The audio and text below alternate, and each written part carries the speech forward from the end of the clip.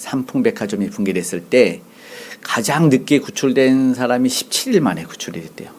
고등학교 학생, 여학생이. 근데 11일 만에 구출된 이 청년이 있었는데, 젊은 청년이 230시간 종이박스를 뜯어먹으면서 견뎠다고 하더라고요. 지하 1층에 알바를 하고 있었는데 구출이 돼서, 그리고 구출된 그 청년이 이제 나라에서, 국가에서 특혜를 준 거예요. 그 힘들었던 시간을 잘 버텼다는 의미였던 것 같은데 병역 특례를 주신 거죠. 군대를 안 가도 됐던 거죠. 근데 참 재미있고 놀라운 사실이 뭐냐면 그 친구가 군대를 자원했다는 거예요. 그것도 해병대로. 그리고 나서 얼마 있어서 이게 이제 군에서, 이게 놀라운 일이잖아요. 군 면제를 했더니 이 친구가 자원해서 해병대로 입대하니까 이거를 홍보물로 쓰더라고요. 제가 그 이후에 얼마 있다가 군대를 가서 그 홍보 영상을 봤어요. 이제 훈련소에서 이제 동기들하고 막 보니까 그 영상을 보고 뒤에서 소리가 막 들리더라고요. 정신 나간 녀석. 정신 나간 녀석. 굉장히 크게 공감을 했습니다. 그런데 한편으로 생각이 들었던 거죠. 아, 왜 어렵고 힘든 상황에서 나와서 다시 한번 그 어려운 환경으로 도전하게 되는가? 그거는 자기에게 어떤 새로운 삶과 사명이 주어졌을 거라는 생각을 한번 해보게 되었다는 것이었습니다. 살아난 이유가 내게 남겨두신 사명이 있지 않았을까?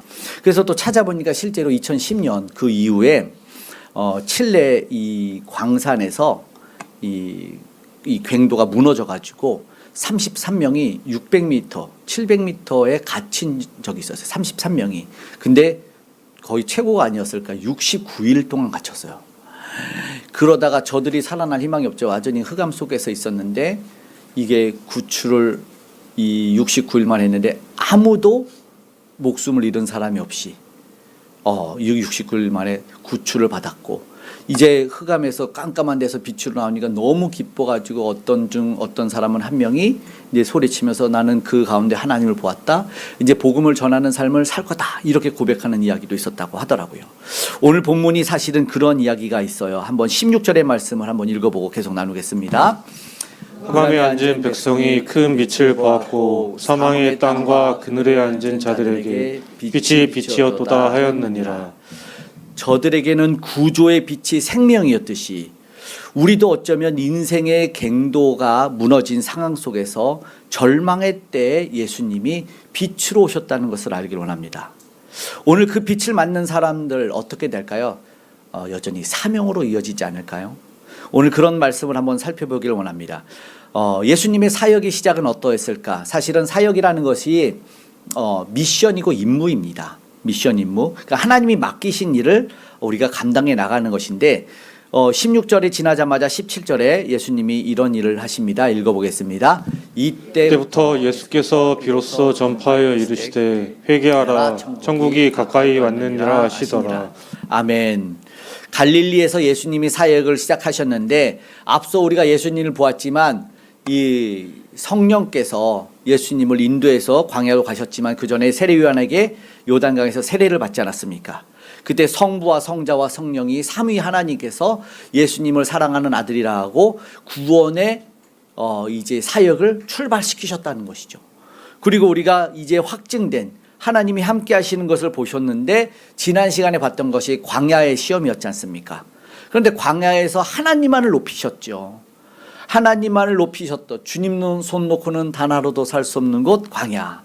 하나님의 말씀으로 마귀의 시험을 물리치셨고 하나님만을 경배한다는 것을 보여주셨습니다. 그랬는데 오늘 본문에 와서 12절의 시작이 뭐냐면 이 세례 요한이 헤롯에게 잡혔어요. 이제 그의 사역이 물러가고 예수님이 그의 사역을 이어가듯이 이야기합니다. 뭐라고요? 회개하라 천국이 가까이 왔느니라 이어 선포를 하고 있다라는 것입니다. 그렇게 보시면서 이제 예수님께서는 선포를 듣고 그 많은 백성들이 생각을 하겠다라는 것이죠. 아, 이제 메시아가 알려주신 그 나라가 어떤 나라일까? 자기 나름대로 왜 생각했던 소망의 나라가 있지 않았을까요? 그러니까 어떤 사람은 어떤 정신적인 해방, 육신적인 해방이 오겠구나. 이제 새 나라가 오니까 심판도 있을 것이고 또 아니면 회복도 있을 것이고 또 아니면 하나님이 새로운 왕국을 아니면 어떤 새로운 나라를 건설할 수 있겠구나. 이런 새로운 회복될, 실현될 그런 나라를 소망했을 것이다 라는 것이죠. 그것을 선포하고 알려주시고 시작되는 것이 사역이었고 예수님의 사명이었습니다. 그것이 시작됐습니다. 세상에도 탄광이 무너져버린 그런 갱도 같은 것이 있을 때 어둠이겠지요. 빛이 없어요. 그런데 그 어둠을 뚫고 예수님이 큰 빛으로 오셨다. 메시아, 저들의 구원자가 오셨다라는 것이에요. 그래서 하나님의 나라를 선포합니다. 그런데 예수님이 단순히 구호만 외치신 분이 아니었다. 오늘 본문 말씀에 너무나 자세히 나와 있습니다. 이것은요, 예수님이 하셔야 될 사명으로 나타났다라는 것입니다. 15절의 말씀은 이방의 갈릴리라고 하는데요. 예수님 당시에 정치적으로 경제적으로 소외된 곳이어서 이방의 갈릴리라 이런 말을 했다라는 것이죠. 그리고 그곳에 앉은 상태가 어떤 상태였습니까? 그곳에 있는 사람들이 어디에 앉아 있대요? 흑암에 예, 맞습니다. 사망의 땅 그늘에 앉은 자들이라고 묘사를 합니다. 희망이 없고 영적으로 어두워요.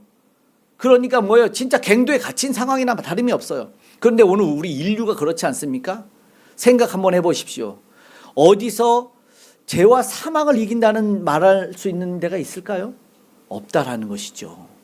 저 나라를 천국을 이야기할 수 있는 그런 뭐 종교, 민족이 없어요.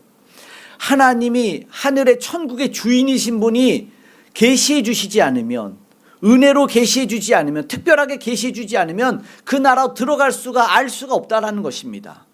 그러니까 어둠에 갇혀 있는 자들이 어떻게 스스로 전등을 켜고 출구로 열고 나갈 수 있어요? 이게 불가능합니다. 이걸 알아야 돼요. 그러니까 전적인 은혜예요. 우리는 뭐예요? 전적인 무능과 전적인 타락 가운데 있다라는 것이죠. 그래서 오늘 예수님을 통해서 하나님은 자신의 사역을 사명자에게 맡기셨다라는 것입니다. 어둠을 뚫고 예수님이 오셨다. 그래서 그 사역에 이제 세 가지 답을 제시합니다. 먼저는 맞습니다. 빛이 비추입니다. 어둠에서, 흑암에서 빛이 비추었어요. 이건 소망의 빛이겠지요. 그런데 화려한 곳이 아니었어요. 어둠의 현장에서 빛이 비쳤을 때 그 빛이 은혜로 다가오고 소망으로 다가오는 것입니다. 예수님은 어디요? 가장 낮은 곳 갈릴리에서 큰 빛을 비추셨다고 본문에 말합니다. 인류는요, 근본적인 어둠에 휩싸여 있었어요. 그것이 사라졌습니다. 지금 우리는 그 빛이 사라진 상태로 살아가고 있다는 것입니다. 어둠 속에 있는 자들은 빛을 보았습니다. 그러니까는 이 선포는, 예수님의 선포는 단순히 심판하시겠다는 것이 아니라 하나님의 나라, 빛으로 임하신 나라가 시작되다라는 구원의 서막이다라는 것입니다. 여러분, 어둠에 있으면 아무것도 못합니다. 여러분 아시지만 눈이 어두운 사람들, 맹인들은 지팡이로 앞을 하나하나 짚고 걸어갈 수밖에 없어요. 그리고 진짜 무서우면 눈을 감아버리면 그냥 어디든 못 가고 무서우면 주저앉아요. 앞이 안 보이면 여러분 주저앉아요. 근데 빛이 보이고 눈이 밝아지는 순간 마음껏 걷기도 하고 뛸 수도 있는 것입니다. 오늘 우리는 그런 상태로 살아갈 수 있다는 것이죠. 16절에 분명하게 말하는 것이 흑암에 앉은 백성이다라고 말합니다. 사망의 그늘에 앉아 소망 없던 자들에게 빛이 임했어요. 그들에게 아니 우리 모두에게 큰 빛이 임했습니다. 인류에게 빛이 임한 것입니다. 예수님은 그 사명이에요. 갱도에 갇혀있는 어둠에서 죽어가는 이들에게 빛으로, 그래서 복음을 빛으로, 우리를 빛 대신 주님이라고 얘기하는 것이 바로 그것입니다. 빛으로 소망으로 오늘 우리에게 와주셨고, 이어서 예수님은 무엇을 하셨습니까? 제자를 부르십니다. 예수님은 주도권을 가지고 제자들을 찾아오셨어요. 18절의 말씀, 19절의 말씀 이어서 한번 두 절 읽어보겠습니다.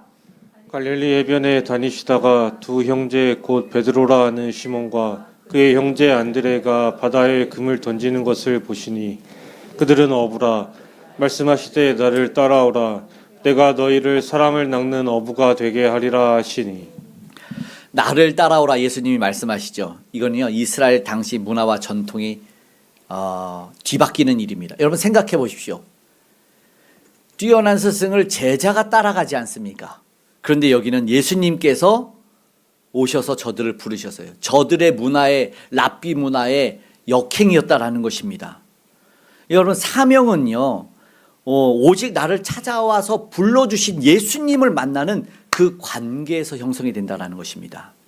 오늘 보십시오. 예수님이 사명을 감당한 일꾼을 부르신 것이죠. 위험 있는 부르심, 단순한 구원, 단순하게 그냥 밥 한 끼 먹자, 이 밥 주는 그런 구원이 아니라 전적인, 이거 칼빈도 말하는 건데 이게 특별한 임무는 사명적 부르심이라 그러는 거예요. 사명적 부르심. 제자들을 부르신 것이 사명적 부르심. 우리가 오늘 본 제자들 베드로, 안드레, 야고보, 요한 분명하게 뭐라고 말씀하죠? 내가 너희를 뭘 낚는? 사람을 낚는 어부가 되겠다라는 특별한 임무, 특임대죠. 특임대. 사명적 부르심이다라는 것입니다. 이 말씀은요, 오늘 우리가 비천한 인생이었지만 귀하게 쓰임받는 사명자로 완전히 전적으로 바뀌어지는 부르심이다라는 것이죠. 이런 부르심에 순종하고 따르면 정말 가볍지 않아요. 그런데 성경은 좀 가볍게 그려지는 것 같아요. 나를 따라오라, 버려두고 따르니라. 그런데 이 말씀이 오늘의 본문은 말씀의 성취였어요. 예언의 성취였다는 것입니다. 무슨 말씀입니까? 예수님이 오늘 하신 모든 사역 가운데 이사야가 수백 년 전에 기록했다라는 것입니다. 이건 하나님의 계획된 일이다라는 것이죠. 14절의 말씀 한 절 읽어볼까요? 이는 선지자 이사야를 통하여 하신 말씀을 이루려 하심이라 일렀으되. 아멘. 이사야를 통해서 예언하신 말씀입니다. 여러분 성경 아시죠? 예수님이 이 땅에 오신 건 뭐예요? 가만히 보십시오. 구약 성경, 신약 성경을 다 보시면 예수님이 이 땅에 약속대로 오셨어요. 그죠? 약속대로 뭐예요? 사역을 하셨어요. 약속대로 죽으셨고, 약속대로 부활하셨고, 약속대로 승천하셨어요. 다 예언의 말씀대로, 그래서 약속의 말씀대로 다시 오실 것만 남았다라는 것입니다. 오늘 이 사명에 오늘 우리가 보면 가만히 보면 하나님이 약속이 우리의 삶과 인류의 성취되는 과정이다라는 것입니다. 불가항력적이지만 은혜라라는 말을 붙여서 쓰고 있다는 것입니다. 그러면서 예수님이 하시는 사역이 무엇일까요? 어떤 사역이올까요? 23절에 나와 있습니다. 한번 읽어보겠습니다. 예수께서 온 갈릴리에 두루 다니사 그들의 회당에서 가르치시며 천국 복음을 전파하시며 백성 중에 모든 병과 모든 약한 것을 고치시니. 이 한 절에 예수님의 사역이 나와 있어요. 갈릴리 그 어두웠던 곳에서 두루 다니시면서 무엇을 하셨냐? 가르치시는 티칭 사역을 하셨고, 전파하시는 프리칭 사역을 하셨고, 병을 고치시는 힐링 사역을 하셨다라는 것입니다. 말씀을, 천국 복음을, 약한 것을 고치시는 이 사역, 예수님이 이 사명을 감당하는 실체, 말씀의 성취를 보여주고 계셨다라는 것입니다. 그래서 이사야의 말씀에 보면은 하나님이 오사 너희를 구하시리라 하라. 그때 맹인의 눈이 밝을 것이며 못 듣는 사람의 귀가 열릴 것이며, 우리가 아는 대로 구약에 그분이 오시면 못 걷는 자가 걷고 눈먼 자가 보게 되며 말 못하는 자가 말하게 된다는 예언이 성취됐다는 거예요. 누굴 통해서? 예수 그리스도를 통해서. 결국 이 사역을 통해서 하나님의 나라가 우리에게 실제로 임했다라는 것을 보여주셨다라는 것입니다. 그러니까 우리 인간의 모든 영역이에요. 영적으로, 정신적으로, 육체적으로 우리 하나님의 나라가 임해서 이전에 얽매여서 해결하지 못했던 우리의 모든 문제를 해결해 주셨다. 이것이 뭐예요? 하나님의 나라예요. 예수님이 이 땅에 오셔서 하나님의 나라가 도래했다라는 것을 친히 보여주셨다. 그 사명을 허락해 주셨다라는 것입니다. 결코 작은 일이 아니었습니다. 오늘 우리가 우리의 삶을 한번 이 시간 되돌아보길 원합니다. 오늘 우리는 사명의 삶을 살고 있을까? 무슨 말씀이냐? 세상 사람도 자신이 가진 것이 하나님이 주셨다라는 말을 합니다. 뭐 세상의 부자도 뭐라 그래요? 하늘이 내렸다라는 말 합니다. 직업은요? 직업도 하늘이 내려주셨다 해요. 그래서 직업에 귀천이 없다라는 말 합니다. 그래서 하늘이 내려주신 내 사명을 귀한 것 천한 것이 없이 다 감당합니다. 음식을 하는 사람, 노래하는 사람, 청소하는 사람, 가르치는 사람, 다 자신에게 주신 그 사명이, 직업이 하늘이 내려주신 소명이라고 감당해 나가고 있어요. 그래서 아무도 그걸 업신여기지 못한다라는 것입니다. 그럼 우리는 정말로 하나님이 주신 사명을 진짜 내게 주신 은사에답게, 부르심답게 살아가고 있는가 한번 생각해 봤으면 좋겠다는 것입니다. 우리는 그리스도인이라고 말합니다. 근데 여러분, 그리스도인은 교회에서만 있는 게 아닙니다. 세상 속에서도 우리가 그리스도인으로 살아가야 돼요. 내게 주신 사명을 감당하면서 살아가야 된다는 것이죠. 오늘 주님이 부르신 사람들이 누굽니까? 세상 어부였어요. 그런데 그 어부같이 주님의 부르심에 따라가지 못하면 그냥 뭐예요? 그냥 낚시질과 그물질하는, 어쩌면 영혼에 살리는 사명에는 관심이 없는 수족관 지킴이겠죠.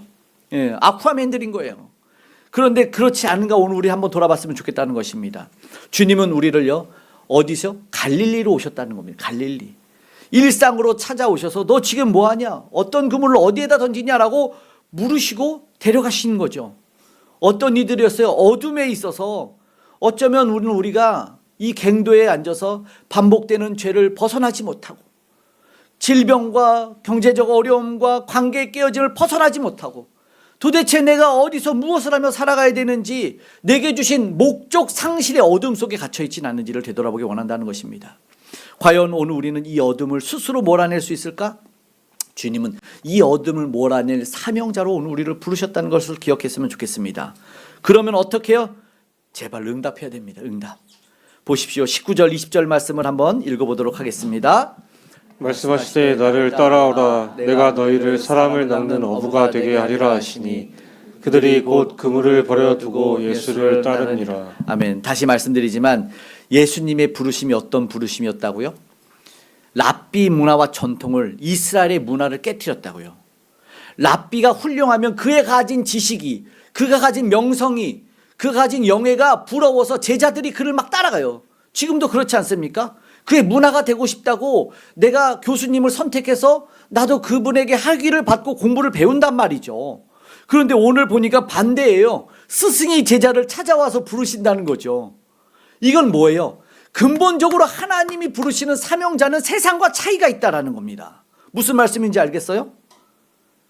세상에는 다른 거예요. 명성과 지위가 아니었다라는 거죠. 근데 오늘 우리도 생각해 보십시오. 우리가 학원 하나 선택을 하던가 어떤 무슨 뭐 음식, 직장, 학교 이런 거 심지어 교회를 선택할 때도 우리가 알아보고 선택하잖아요.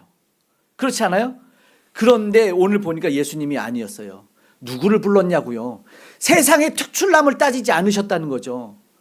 어부였다고요. 저들에게 지금 와서 나를 따르라 하기 전에 이력서 내놔라고 했나요? 아니에요. 너 재산이 얼마랬지? 너 무슨 봉사활동 얼마 했냐? 면접 보고 데려가지 않았다는 겁니다. 이게 근본적인 차이라는 것이죠. 그런데도 오늘 우리는 따지고 있다는 거예요. 따지고. 하나님이 우리를 부르셨는데 은혜로 부르셨다는 것을 잊고 오늘 우리는 다른 계산들, 나는 자격이 없네. 주님이 불렀는데도 아니 나는 그게 아니고요. 나는 그게 아니고요. 다른 소리를 하고 있다는 것이죠. 여러분, 예수님이 불러서 치유한 맹인들이 내가 너에게 무엇을 해줄까 했더니 저들이 주저하지 않고 주여 보기를 원하나이다라고 말했단 말이죠. 그런데 우리가 알지만 베데스다의 연못에서 38년 된 병자 네가 낫기를 원하냐 했을 때 다른 소리 한다는 거죠. 주여 물이 동할 때 내가 던져줄 자가 없는. 우리는 계속 이런 소리를 하고 있고 이 주님은 그저 우리를 은혜로 불러주셨는데 다른 소리만 하고 있어요. 다른 말하고 다른 소리하고 다른 것에 맞춰줘요. 오늘 주님의 나라는요 그런 부르심이 아닙니다. 우리가 자격이 있어서 오늘 우리가 무엇 때문에 부르신 것이 아니다라는 것이죠. 그러니까 오늘 우리는 그 누구보다도 주눅들 필요가 없다는 것이죠. 어쩌면 보십시오. 주님이 누구와 함께 있는지, 세상에서 멸시천대 받는 자들, 어쩌면 주목하지 않는 자들을 부르셨다라는 것입니다. 이게 어쩌면 단편적으로 보여주는 은혜의 나라를 보여준다라는 것이죠. 오늘 우리는 뭐 해야 돼요? 부르면 응답하는 것뿐이에요. 주님 불러주셨습니까? 네, 내가 여기 있습니다라고 불러주시는 즉각적인 순종으로 응답으로 이어졌으면 좋겠다라는 것입니다.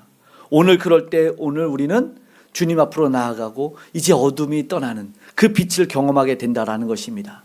스펄전 목사님이 등불을 닦는 것은 내 몫이지만 빛을 내는 것은 기름의 몫이다라고 말을 했다라는 것입니다. 사명의 시작은 내가 빛나려 애쓰는 것 사실 아니거든요.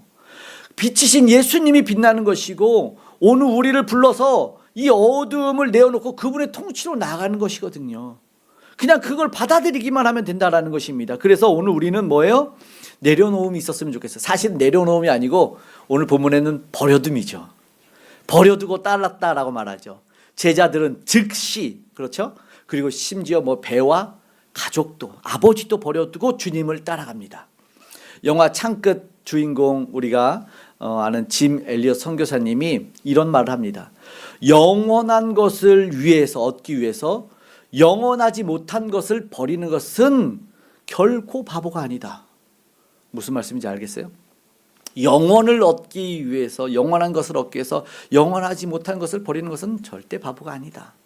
맞죠? 결국요, 내 자와 세상의 안일함 내려놓을 수 있어요. 그럴 때 비로소 이 가장 존귀한 영원의 사명이 시작된다라는 것입니다. 오늘 우리 주님이 부르시면 응답하고 내려놓고 당장 따라갈까요? 그랬으면 좋겠어요. 그런데 오늘 우리가 그러지 못한다는 거죠. 잠깐만요, 잠깐만요 라고 말한다는 거예요. 저도 철없을 때 밥 먹어라 그러면 잠깐만요, 잠깐만요 하고 밥대를 놓쳐. 따뜻한 밥을 왜 안 해주시냐. 사실 내가 안 간 거예요. 와서 밥 먹어 수차례 불러도 안 가요. 왜 이렇게 말을 안 들었는지 모르겠어요. 근데 오늘 우리 아이들이 너무 이쁠 때가 있거든요. 뭐예요? 그냥 부르면 당장 달려올 때가 있어요. 깜짝 놀랄 때가 있어요. 이렇게 빨리 올 때가.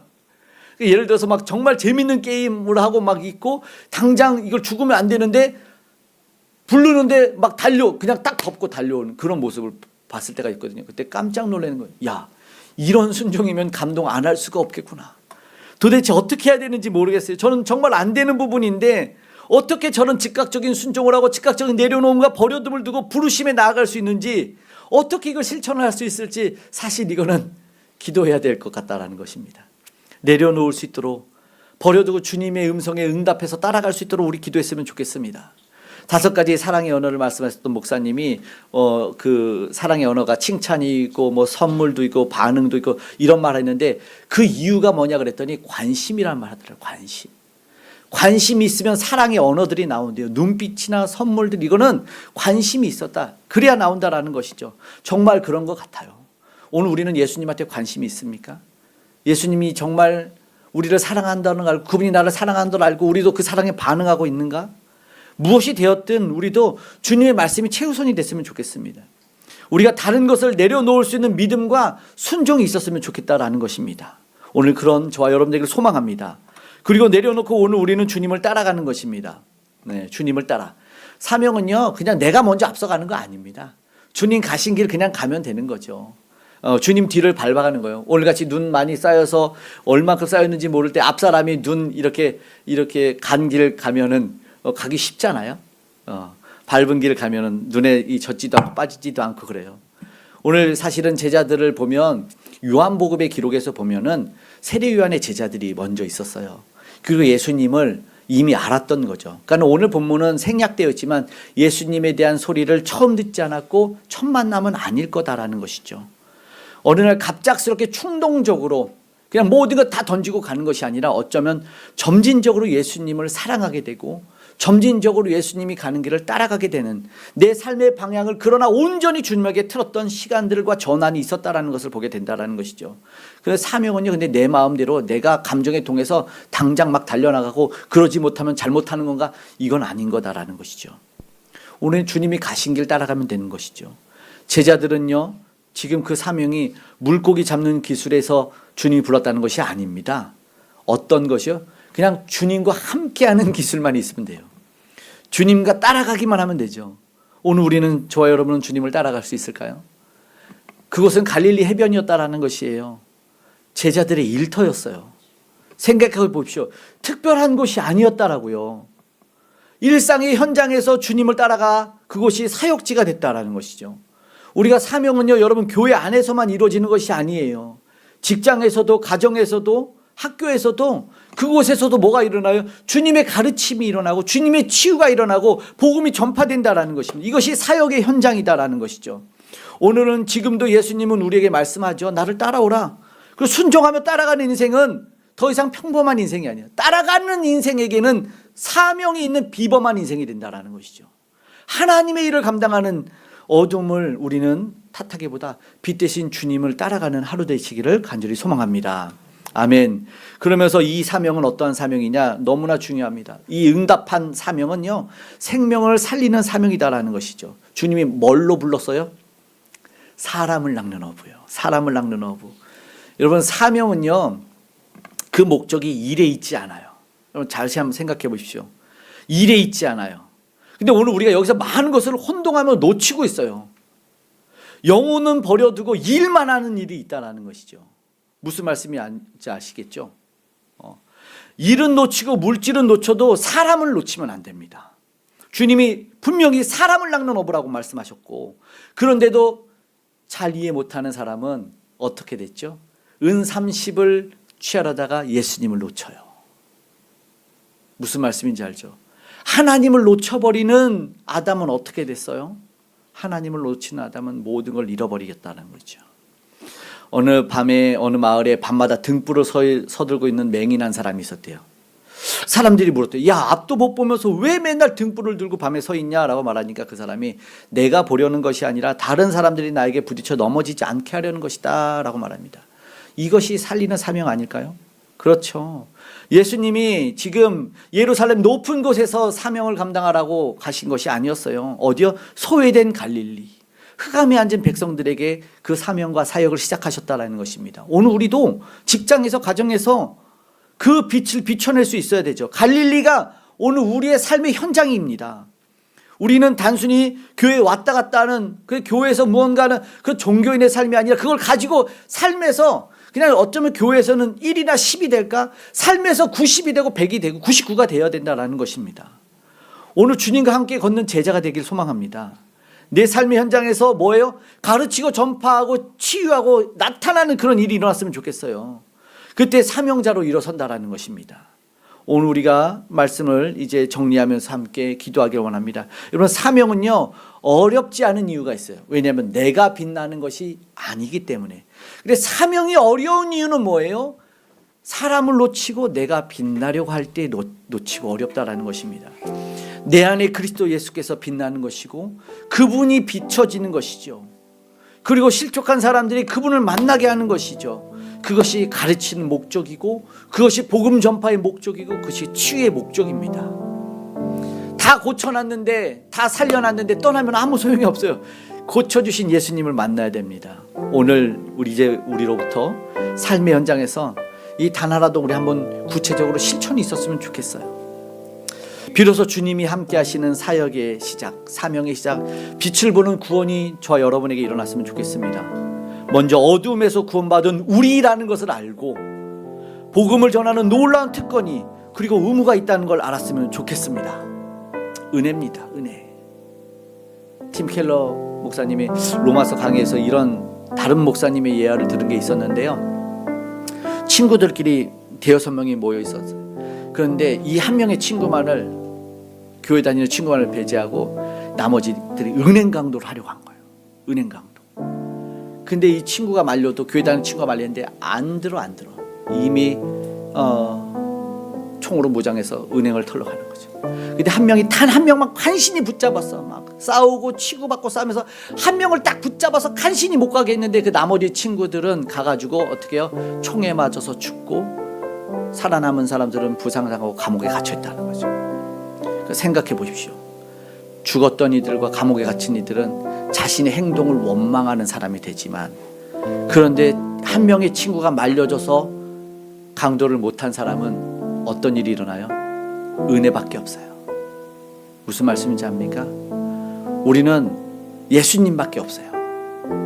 예수님만 구원받으면, 흑암에서 나오면 찬양해야 될 분, 높여야 될 분은 오직 한 분밖에 없다라는 것입니다. 우리 그걸 잊지 않았으면 좋겠어요. 우리는 특권도 있고 의무도 있다라는 것입니다. 이 시간 우리는 새 생명 받았다는 거죠. 그래서 내가 받은 구원이 전달되어지고 주님의 뜻이 이루어지기를 소망하는 것이죠. 은혜로 나를 살려주셨구나, 은혜로 나를 불러주셨구나, 이것밖에 기억이 안 남는다는 거죠. 오늘 저와 여러분을 통해서 이 놀라운 일이 고백되어지길, 찬양되어지길 소망합니다. 우리 사명이라는 찬양, 우리 주님 한번 생각하면서 함께 이 시간 결단합니다.